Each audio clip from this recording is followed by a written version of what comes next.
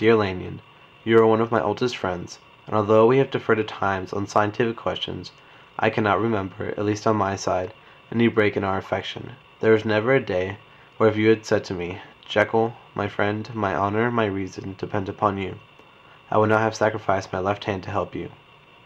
Lanyon, my life, my honor, my reason are all at your mercy. That I am going to ask you for something dishonorable to grant. Judge for yourself. I want you to postpone all other engagements for tonight, even if you were summoned to the bedside of an emperor, to take a cab, unless your carriage should be actually at the door, and with this letter in your hand, for consolation, to drive straight to my house. Poole, my butler, has his orders. You will find him waiting your arrival with a locksmith. The door of my cabinet is then to be forced, and you are to go in alone. To open the glazed, press the letter E on the left hand, breaking the lock, if it be shut, to draw out with all its contents as they stand, the fourth drawer from the top, or the third from the bottom. In my extreme distress of mind I have morbid fear of misdirecting you, but even if I am in error, you may know the right drawer by its contents, some powders, a vial, and a paper book. This drawer I beg of you to carry back with you to Cavendish Square exactly as it stands. Oh, hello, Mr. Lanyon. Come on in. Why, thank you, Poole. The cabinet's over there, Mr. Lanyon. Thank you, Poole. I'll go over there right away. Goodbye, Poole.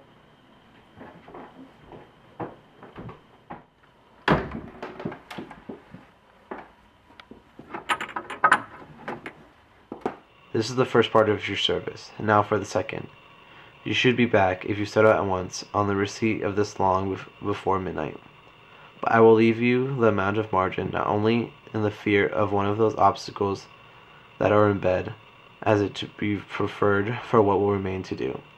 At midnight, then, I have to ask you to be alone in your consulting room, to admit with your own hand into the house a man who will present himself in my name, and to place in his hands the drawer that you will have brought with you from the cabinet.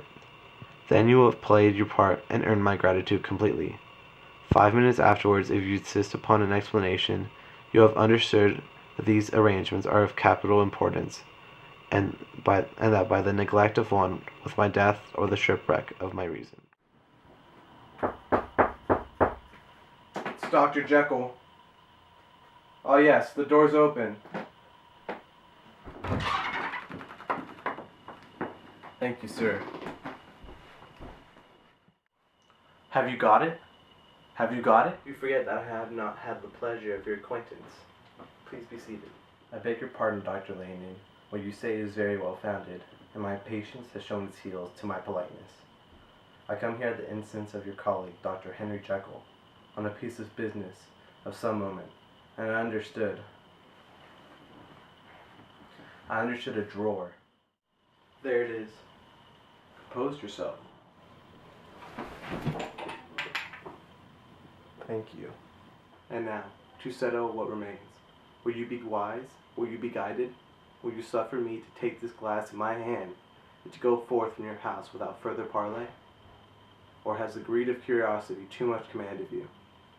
Think before you answer, for it shall be done as you decide. As you decide, you should be left as you were before, neither richer nor wiser, unless a sense of service rendered to a man in moral distress may be counted as a kind of riches of the soul. Or if you shall so prefer, to choose a new province of knowledge, and new avenues to fame and power shall be laid upon to you. Here, in this room, upon the instant and in your sight, shall be blessed by a prodigy to stagger the unbelief of Satan. Sir, you speak in enigmas, and will perhaps not wonder that I hear you with no very strong impression of belief.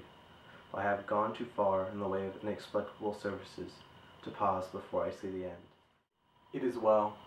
Lanyon, you remember your vows. What follows is under the seal of our profession, and now you have so long been bound to the most narrow and material views, who have denied the virtue of transcendental medicine, you who have derided your superiors. Behold,